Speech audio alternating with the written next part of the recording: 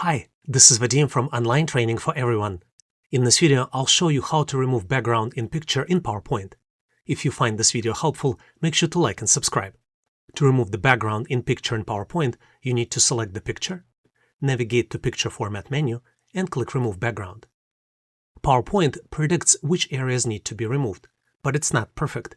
If you just click Keep Changes, you see that it removed more than necessary. So I'm going to click Remove Background again, and then using the pencil, mark additional areas to keep. I'm going to click on Mark Areas to Keep, and then highlight areas on the top of the picture to keep, and then select area on the bottom that I would like to keep. Going to click Keep Changes again, and you see now picture looks much better. If this video was helpful, don't forget to like and subscribe. For more helpful tips and tutorials, visit Online Training for Everyone. Thanks for watching and have a great day.